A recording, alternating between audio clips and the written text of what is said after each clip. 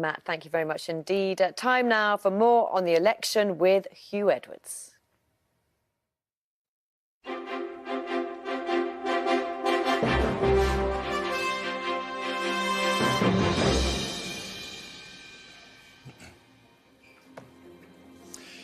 A very good morning from the BBC Election Centre. It's been a long and very eventful night. Let me tell you, it's going to be a long and very eventful day as well, because nothing has turned out as people expected, even until that late hour of 5 minutes to 10 last night. If you're just joining us here on BBC One, let me show you what the state of play is. And the screen on the Houses of Parliament telling us very clearly that Theresa May has lost the majority that she went into this election with. We're looking at a hung parliament.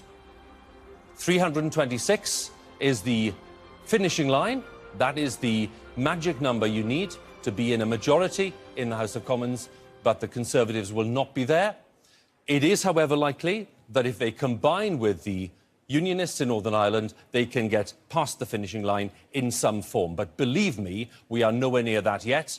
We've got a few results still to come, but I'm going to introduce my guest because, let's just say this mildly, there is quite a lot for us to talk about today.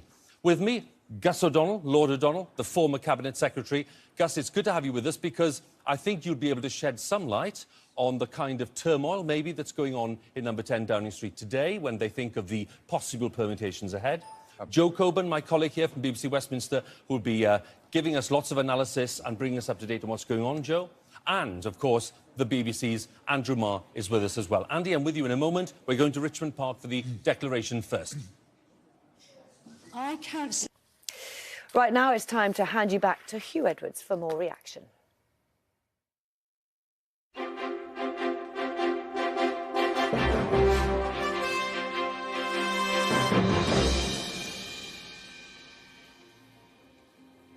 Good morning once again. It's coming up to 8 in the morning and we're at the BBC Election Centre.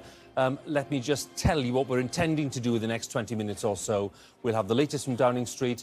We'll be talking about Theresa May's future. Joining me in the studio, once again, Gus O'Donnell, the former Cabinet Secretary, Joe Coburn is with me, and of course Andy Marr, BBC's Andy Marr as well. We'll be picking up on those trends that we need to focus on. From west, a scattering of showers, feeling a little bit cooler too, with temperatures here in mid to high teens. Back to you. Matt, thank you very much. Let's go back for more election coverage with Hugh Edwards.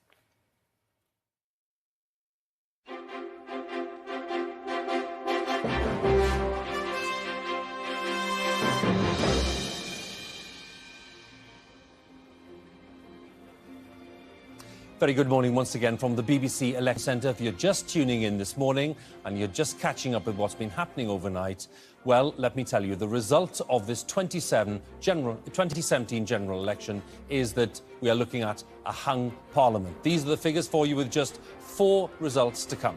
Just 4 to come, and the Conservatives are the largest party, and it's certainly turned out rather differently to what lots of the opinion polls were suggesting, and indeed to what people were expecting in terms of the analysis and the commentary beforehand. It has been a night of dramatic and unexpected results.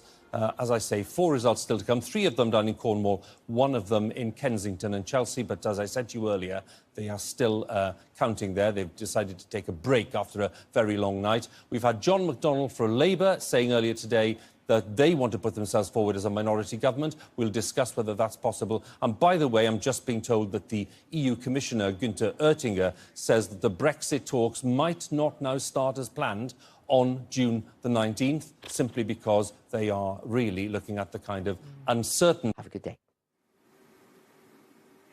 Theresa May will go to Buckingham Palace this lunchtime to seek permission from the Queen to form a government, despite the general election ending in a hung parliament. With all but 1 seat declared, the Tories have 318 seats, 8 short of the figure needed to form a majority. The Prime Minister is trying to stay in office on the understanding that the Democratic Unionist Party will support a minority Conservative administration. DUP sources say reports of an agreement are premature. Our political correspondent Eleanor Garnier reports. Let's return now to the BBC's election special.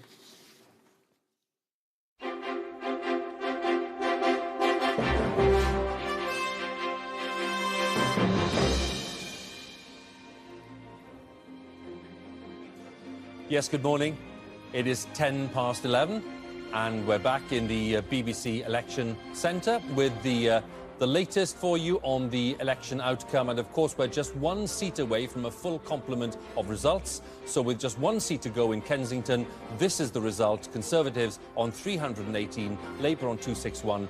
Conservatives, therefore, the biggest party in this new parliament, but they do not have a majority. Theresa May is facing a hung parliament, and if she's to stay in power, which she intends to do, and she'll probably say that in a statement later in Downing Street, she will depend on the support of the Democratic Unionists. A word about the seat that we don't have, that is Kensington, in a very prosperous part of London. They were counting overnight and recounting and recounting. It's very tight between Conservative and Labour. We are told that when they stopped counting, because they were exhausted, Labour was marginally ahead by maybe 30 or 40 votes. But they're not going to count again until later today. We may get a result from Kensington, therefore, in the early evening. So we could be in a position where the Tories will be on 319, or indeed they could be on 318 with Labour on 262. But basically, that is the result, and it is a hung parliament. We'll have lots more reaction for you as we come on. If you're just joining us, I can tell you that the Prime Minister will be going to Buckingham Palace at 12:30, and she's likely to make a statement as well in Downing Street on her